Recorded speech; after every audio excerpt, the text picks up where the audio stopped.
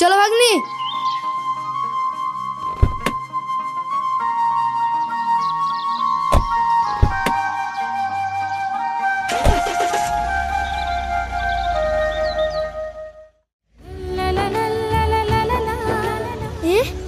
মামা আইসক্রিম খাবো।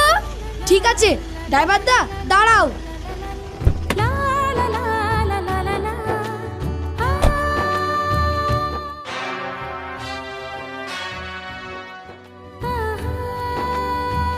একটা আইসক্রিম দেন।